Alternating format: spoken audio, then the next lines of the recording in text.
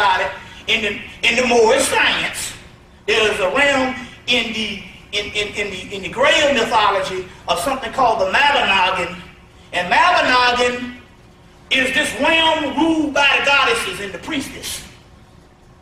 And no man can get in there not unless he sheds the severe form of the ego and the severe form of whatever, what the embodiment of what makes us trapped down here in this physical based on the maleness. He has to become more like woman. It's not necessarily in the sexual aspect, or it is in the particular aspect of, and this is one that the woman has to also, he has to become less judgmental. It's one of the keys. That's one of the things that's stopping, we're talking DNA. And one of the things that's stopping the DNA is judgmental, and you got to become more like a child. Last time you was happy, it didn't take a lot of money to make you happy. It just took whatever situation in the environment you was in. You see what I'm saying? It took less things to make you happy. In so many words, there's this realm of the goddess. And you have to go to that particular realm. And when you go to that particular realm, you get freed. So in so many words, what we're talking about there, let me show you what I'm talking about. Here's a book coming from Oxford. Top-notch stuff. There's scholars from around the world. And this book came out, y'all all right?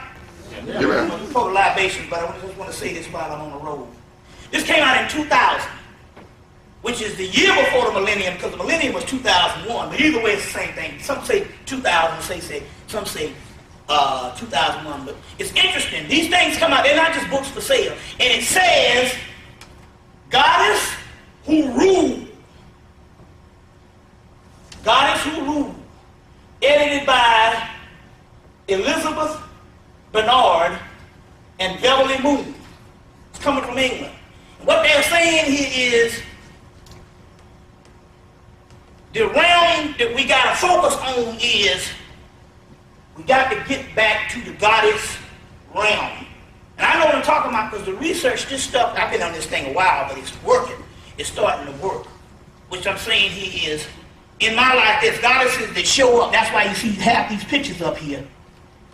They'll show up, and all of a sudden my situation will change, and I'm at a whole nother level. You see what I'm saying? So I know we are trained to look at everything based on social, economic, and the mundane level, and we say, I don't understand how this can be. But trust me on this one. Everything is changing. The terrain is changing. And what is up has to go down, and what has been suppressed, you see what I'm saying, has to come, but it has to be something new. I'm going ahead of myself. So there's a reason why they wrote this book, Goddess Who Ruled, because the scholars or whatever were saying, no, we got to find out what is this particular stuff that we have excluded in this male-dominated Western culture. And they got goddesses from Lakshmi to Oshun. They made sure that we going to put the Africans up in here. They got Heru, Egypt. They got Tara from Tibet. They got some Japanese. They said, we got to do this in some serious stuff. So it's a book called Goddess Who Ruled. And it's a concept. You see what I'm saying? And I'm going to give you the version of the concept based on, it's ironic like how I find the book, but I'm going through this stuff in the research. You see what I'm saying? And I had a book on the shelf. I had a book about 4 years, but I'm going through this stuff in the research, and it all lines up. You see what I'm saying? You see, I haven't read half the book, but I'm saying, because I don't want to say that my stuff is coming from this, because I haven't read half the book, but what I did read, you see what I'm saying, is saying there is a seriousness on this particular part, as far as goddesses who rule, and in so many words, we're not talking about a physical aspect, it's talking about a mind, you see what I'm saying, a state of mind and a concept. We're going to get into all that today when we go into the, because we got a lot of pictures and stuff.